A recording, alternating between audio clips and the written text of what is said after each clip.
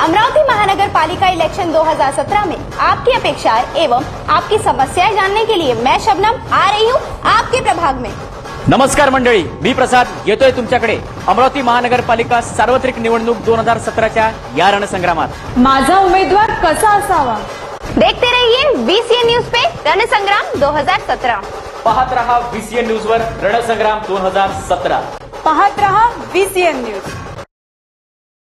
अमरावती महानगरपालिका सार्वत्रिक निवडणूक 2017च्या या निवडणूक रणसंग्रामामध्ये आम्ही येत आहोत आपल्या प्रभागापर्यंत। आपल्या समस्या, आपल्या अपेक्षा, आपला उमेदवार कसा असावा हे जाणून घेण्यासाठी बघत रहा GTPL सेटअप बॉक्स नंबर 72 वरती आणि UCN सेटअप बॉक्स नंबर 81 वरती रोज सायंकाळी 7 वाजता, पुन्हा प्रक्षेपण रोज रात्री 10 वाजता आणि परत एकदा रोज सकाळी 10 वाजता VCN न्यूज वरती निवडणूक रणसंग्राम। नमस्कार अमरावतीकर, कॅमेरामन राहुल सोबत मी प्रसाद तुमचं पुन्हा एकदा स्वागत करतो VCN न्यूज प्रस्तुत अमरावती महानगरपालिका सार्वत्रिक निवडणूक 2017च्या रणसंग्राम या कार्यक्रमात।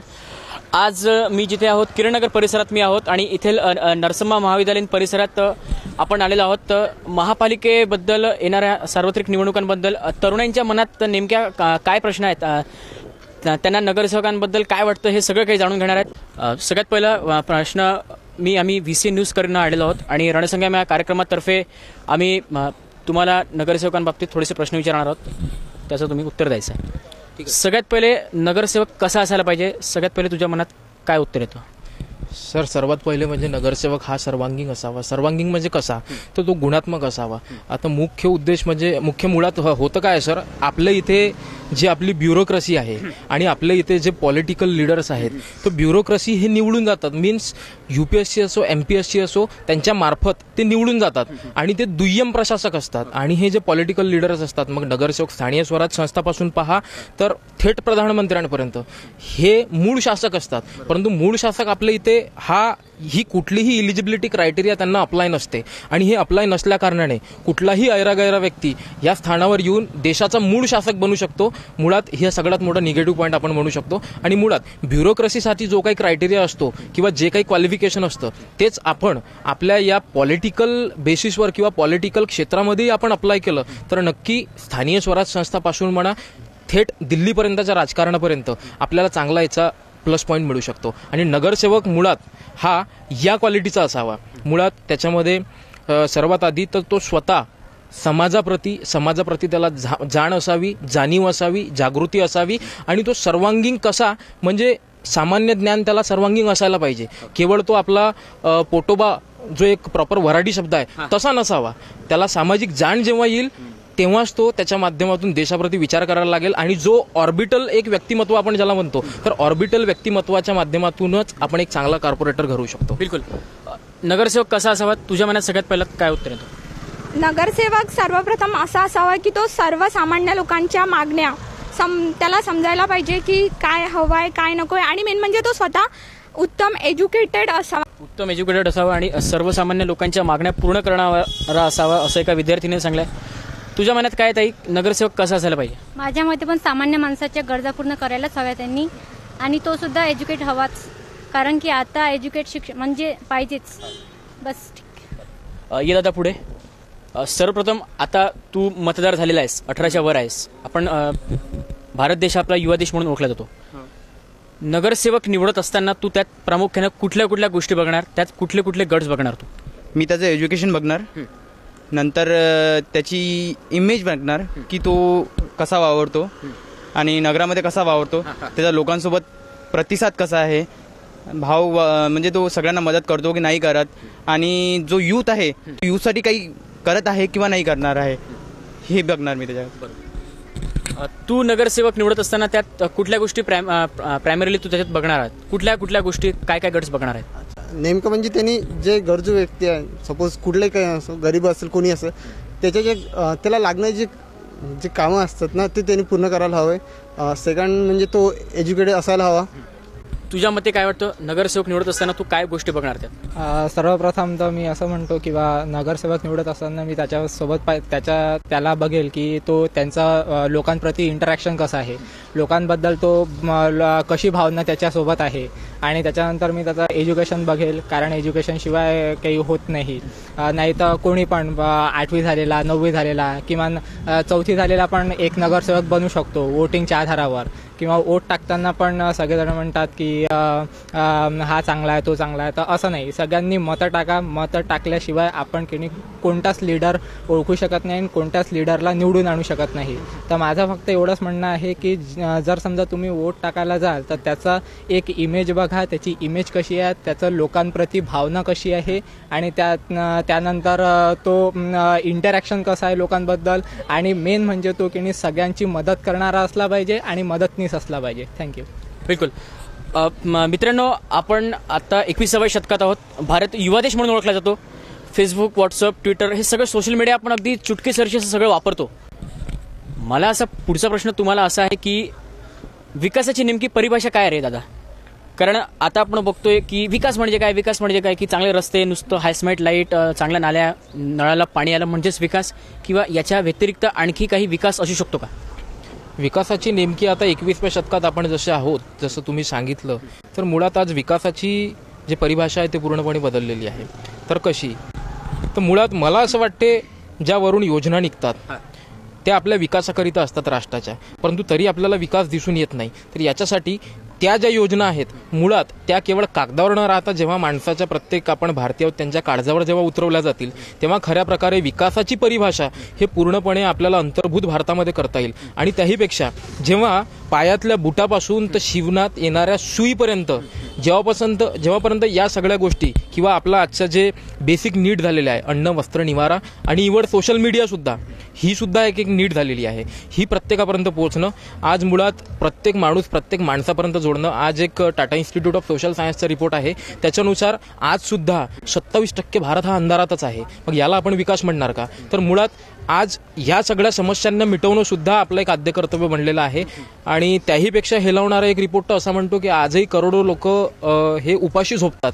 तर आपल्या पोटात मुळात चुलीमध्ये तर ठिणगी नाहीच आहे, पण पोटातली ठिणगी विजत नाही आहे, हे सगळ्यात मोठी शोकांतिका आहे. जेव्हा ती पोटातली ठिणगी पेटेल आणि जेव्हा ते युवांच्या माध्यमातून पेटेल, खऱ्या प्रकारे ते इतिहासाची परिभाषा आजच्या 21व्या शतकात असेल, जी सोशल मीडियाच्या माध्यमातून होईल, असं मला वाटते. स्त्री ही पुरुषाला खांद्याला खांदा लावून काम करते. मग महापालिकेमध्ये किंवा नगरसेवकांनी अशा कुठल्या प्रकारच्या योजना अशा राबवायला पाहिजे असं वाटतं तुम्हाला? एक महिला म्हणून तू सांग. महिला म्हणून मला असं वाटतंय की स्त्री आता पुरुषांना कुठेही कमी नाही पडत आहे. ती तिचं जे कर्तव्य आहे ती उत्तमरित्या समाजाला दाखवतच आहे. आणि जशी आत्ताच मागे भारताच्या राष्ट्रपती श्रीमती प्रतिभाताई पाटील होऊन गेला आहे, तर त्यांचं कार्य आपण बघितलेलंच आहे की त्यांनी कशा प्रकारे पूर्ण भारताला एक दिशा दाखवली आहे विकासाची. आणि मला हे म्हणायचं आहे की आत्ताची जी यूथ जनरेशन आहे ना, तर त्या जनरेशनला एक महत्वाचं एज्युकेशन द्यायला पाहिजे. आणखी महिलांसाठी महापालिकेनं कुठली ठोस पावलं उचलायला पाहिजे तुला वाटतं? माझ्या मते नगरसेवकांनी महिलांसाठी तर लायब्ररी असायला पाहिजे, म्हणजे त्यांनी करायला पाहिजे प्रत्येक याच्यामध्ये. आणि स्त्री ही पुरुषाच्या खांद्याला खांदा लावून आता समोर चालतच आहे. बस. तुला मित्र एक वेगळा प्रश्न असणार आहे माझा की सरकारी कार्यालयामध्ये जेव्हा आपण बघतो की किमान वयोमर्यादा, प्रेक्षक आपण बघतो की किमान वयोमर्यादा ही 60 ते 65 अशी असते. तर मग इथे पण महापालिकेमध्ये जेव्हा नगरसेवक आपण निवडून देतो त्याला पण वयोमर्यादेचं असं बंधन असावं का रे? नाही, वयोमर्यादेचं बंधन नसावं. कारण मला असं वाटते, जेव्हा आपण फेसबुक सारखा सोशल मीडिया वापरतो तर एक व्यक्ती जेव्हा त्याला सामाजिक भान येते किंवा असं म्हणा की स्वतःबद्दल तरी भान येते, तर तो 12व्या वर्षातच फेसबुक वापरायला लागतो. मग तो केव्हा का वापरायला लागतो? कारण त्याला भान येत असते. मग मुळात ज्या अर्थी आज 21व्या शतकात 12व्या वर्षीच एका लहान मुलाला स्वतःप्रती समाजाप्रती भान येत असेल, तर मग पॉलिटिकली आपण कशाला बंधन घालावं? मुळात हा जो प्रौढ मतदानाचा हे आहे 18 वर्षाच्या वर आपण असायला हवं. तर याच्यामध्ये मला असं वाटते की 18च्या वर असावं. That is sufficient. बट पूर्णपणे पुढं आपण त्याच्यावर कोणतीही म्हणजे वयोमर्यादा लादणं हे मला तरी असं वाटते की आपल्या भारतीय लोकशाहीची हत्या होईल असं मला ते वाटते. तुला याबद्दल काय म्हणणं आहे? कशाबद्दल? मला सांग मित्रा की आता आपण म्हणजे आता पालिकेमध्ये किंवा मग जिथे बाकी सगळीकडे आपण बघतो की किमान एक चपरासी ज्याला आपण पिऊन म्हणतो तो निवडत असताना किमान त्याला 12वी ग्रॅज्युएशन ही पात्रता मागतात. तर मग पालिकेमध्ये जेव्हा शिक्षण सभापती आपण निवडतो त्याला किमान ग्रॅज्युएशन पदवीधर याची मर्यादा असावी. हो, एज्युकेटेड जो वेल एज्युकेटेड आहे तोच बाकीच्यांचे प्रश्न किंवा मग जिथे जिथे समस्या आहे ते जाणू शकतो. उच्च शिक्षित जेवढा जास्त उच्च शिक्षित तेवढा चांगला नगरपालक होईल. बिलकुल. आत्ताच एक 2 दिवस झाले आहेत मित्रांनो, 26 जानेवारी आटोपलेली आहे. अगदी आपण जसं बघितलं आहे की युवा लोकांमध्ये मी असं म्हणणार नाही, युवा लोकांना नाव ठेवणार नाही की बऱ्याच अर्थी आपण देशप्रेम असं दाखवतो, पण कुठेतरी देशप्रेम दाखवण्याची जी एक भावना आहे ही चुकते आहे.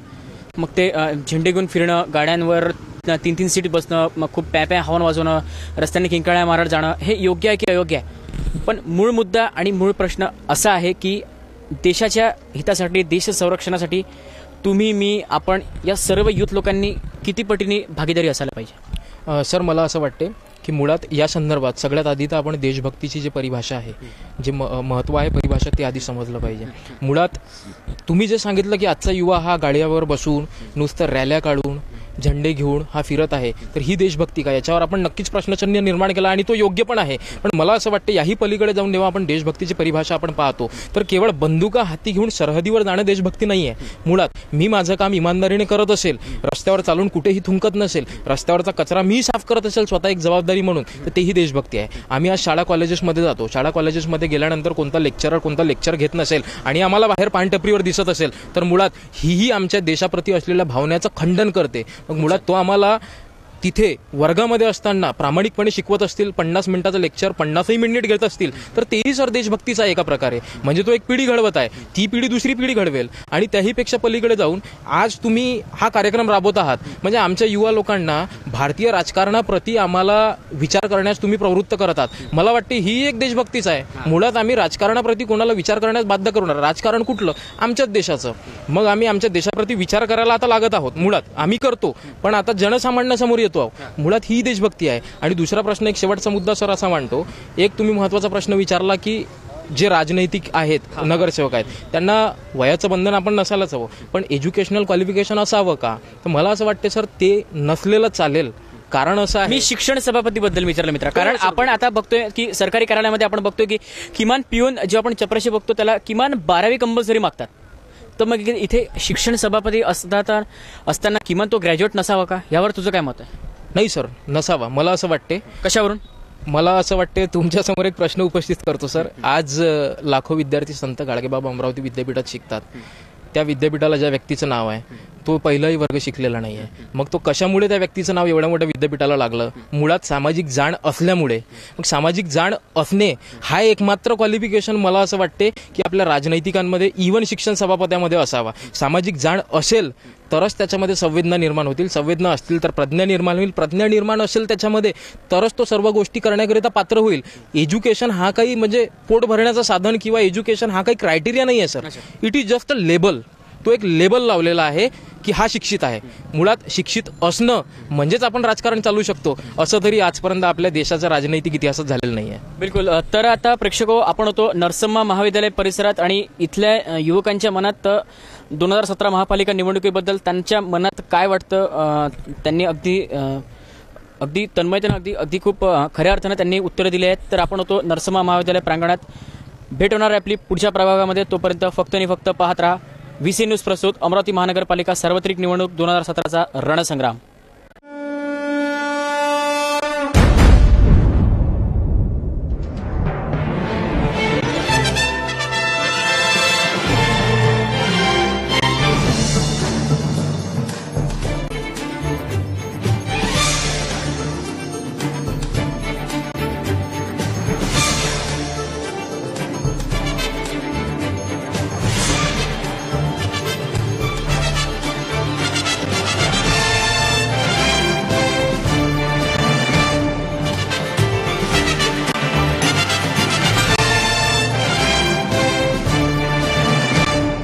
नमस्कार अमरावती महानगरपालिका सार्वत्रिक निवडणूक रणसंग्राम 2017 कैमरामैन राहुल के साथ मैं अश्विनी आप सभी का हार्दिक स्वागत करती हूं। प्रेक्षकों, आज हम आए हैं अमरावती स्थित तक्षशिला कॉलेज में। आइए यहाँ के महाविद्यालय के कुछ छात्राओं से हम पूछताछ करते हैं कि उनके अनुसार उनका नगर सेवक कैसा होना चाहिए। हेलो सर, आपके अनुसार आपके एरिया का नगर सेवक कैसा होना चाहिए? आप जब उसको वोट देते हो तो उसमें क्या क्या खूबियाँ देखते हैं? खूबियाँ मतलब वो हमारे सब कुछ काम करे, अच्छे रास्ते बनाए, यानी कि उसको सब समझ होने चाहिए। इस हिसाब से वो हमारे लिए क्या कर सकते हैं, इस हिसाब से हम चाहेंगे उनको वोट देना चाहेंगे। अच्छा सर, आपके अनुसार जब आप वोट देते हैं तो उसमें क्या खूबियाँ देखते हैं? उम्मीदवार वेल एजुकेटेड होना चाहिए, अदर नॉलेज भी उन्हें होनी चाहिए, सोशल नॉलेज भी, क्या उसमें खूबियाँ देखते हैं आप? मेरे ख्याल से उम्मीदवार वेल नॉलेज होना चाहिए, एजुकेटेड होना चाहिए। हालांकि उसे लोगों को क्या दिक्कतें आती है समाज में, उसका बैकग्राउंड कैसा है, लोगों को कौन कौन सी समस्याओं को तोड़ देना पड़ रहा है, कौन सी समस्याओं को झेलना पड़ रहा है, उसका उसे पूरा नॉलेज हो।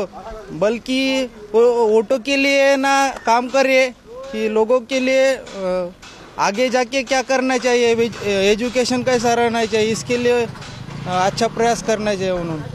अच्छा सर, नाली, पानी और सड़क की बिजली, इन सब की समस्या के विपरीत अगर देखा जाए तो विकास की, डेवलपमेंट की और कौन सी परिभाषा है आपके अनुसार? मेरे अनुसार जो अभी शिक्षा पढ़ाई है कि बहुत सारे बच्चे अनाथ है और जो समाज में गरीब लोग हैं उनको मदद की नगर सेवक ने वो पढ़ सकते।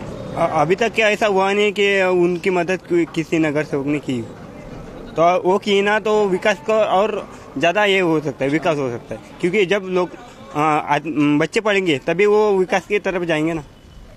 और सर जैसे युवाएं हैं अपने, तो वो इतनी एजुकेटेड बीएड करते हैं, डीएड करते हैं, कितनी डिग्री ले चुके हैं, फिर भी वो बेरोजगार है, तो उन लोगों के लिए उन्होंने क्या योजनाएं बनानी चाहिए?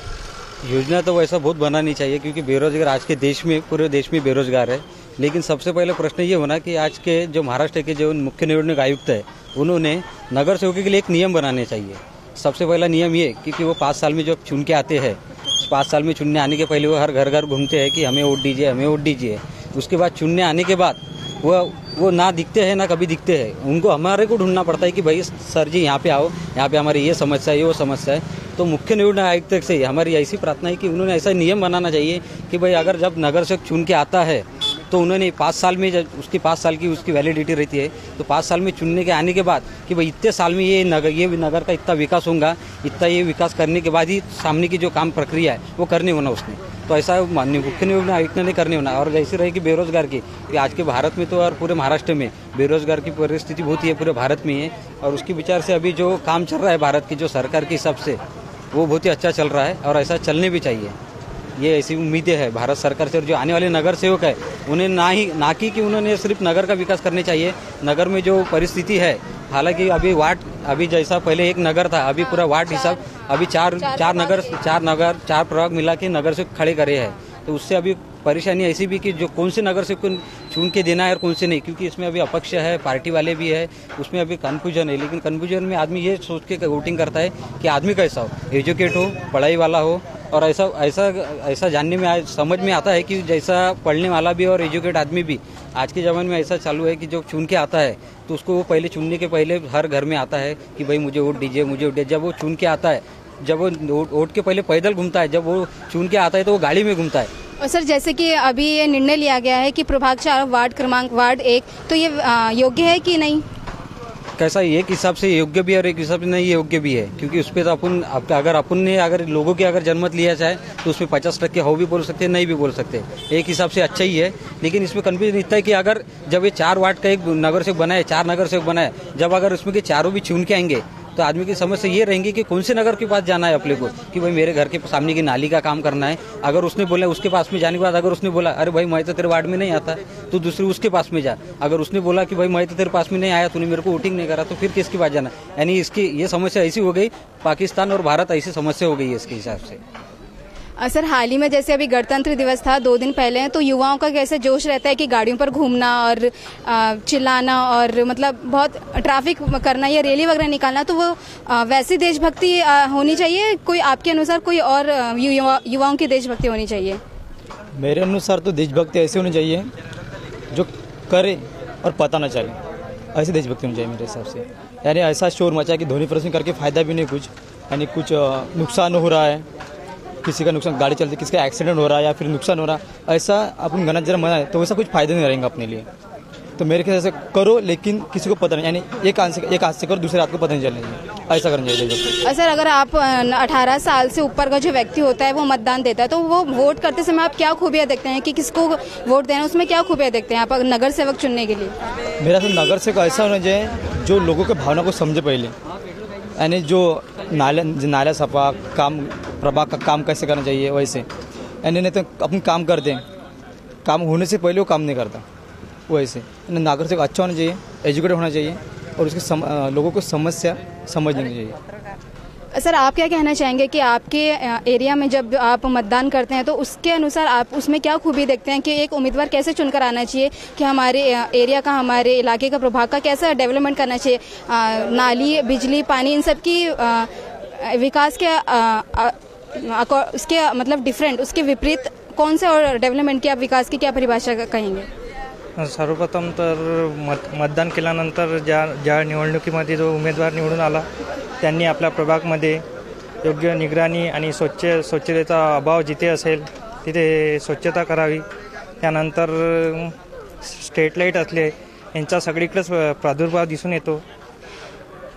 तसेच सगळ्यांनी माझं एवढंच म्हणणं आहे की जो कोणी नगरसेवक येतो निवडून त्यांनी आपल्या वार्डात फेरफटका मारून सगळे जे लोकांच्या समस्या आहे त्या जाणून घेऊन त्याचं निपटारा करणे हा योग्य सल्ला असं मी त्यांना देतो। आणि त्यांनी आपल्या वार्डामध्ये चांगले कामे करावे। आणि कसं आहे, जर वेल एज्युकेटेड असून काही फायदा नाही त्याचा आला, पण त्याचा उपयोग कसा करतो तो त्याच्यावर त्याचं हे अवलंबून असते। त्यांनी आपल्या वार्डामधल्या समस्या जाणून घ्यावी आणि आपल्या कामाचं असं म्हणजे संकल्प करावा की त्यांनी आपल्या वार्डामध्ये नवीन चांगले कामे करावे आणि त्यांनी लोकांचा विश्वास करून संपादन करून असे काम सहमतीने, लोकांच्या सहमतीने काम करावे। सर जैसे कि विद्यार्थी जो है इतनी एजुकेशन लेते हैं, इतनी डिग्रियां लेते हैं, फिर भी बेरोजगार रहते हैं, तो उनके लिए कौन सी योजनाएं निर्मित करनी चाहिए एक शहर प्रतिनिधि को? उन्होंने नगर सेवक ने चुन के आने के बाद जो स्कूल के बच्चे हैं उनके लिए जैसे लाइब्रेरी ज्वाइन करनी चाहिए, लाइब्रेरी के लिए पुस्तक अवेलेबल करना चाहिए। अपने वार्ड में एखादा वाचनालय की सुविधा उपलब्ध करके उनको वहाँ पे पढ़ाई के लिए जगह उपलब्ध करून देण्यात यावे।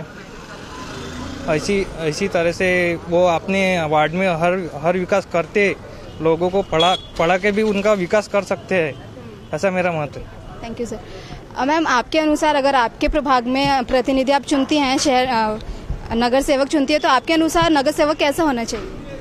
नगर सेवक ऐसा होना चाहिए कि जो अपना काम करे वो होना चाहिए। तो दर्शकों आज हमारी वीसीएन टीम आई थी अमरावती स्थित तक्षशिला कॉलेज में। तो चलिए बढ़ते हैं हमारे अगले महाविद्यालय की ओर। देखते रहिए वीसीएन अमरावती।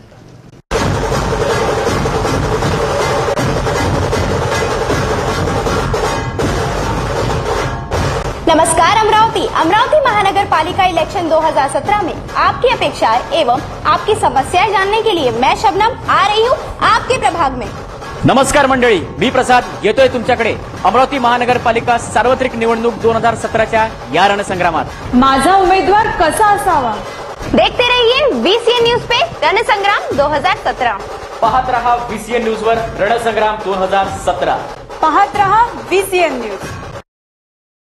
अमरावती महानगरपालिका सार्वत्रिक निवडणूक 2017च्या या निवडणूक रणसंग्रामामध्ये आम्ही येत आहोत आपल्या प्रभागापर्यंत। आपल्या समस्या, आपल्या अपेक्षा, आपला उमेदवार कसा असावा हे जाणून घेण्यासाठी बघत रहा जीटीपीएल सेटअप बॉक्स नंबर 72 वरती आणि यूसीएन सेटअप बॉक्स नंबर 81 वरती रोज सायंकाळी 7 वाजता, पुन्हा प्रक्षेपण रोज रात्री 10 वाजता आणि परत एकदा रोज सकाळी 10 वाजता वीसीएन न्यूज वरती निवडणूक रणसंग्राम।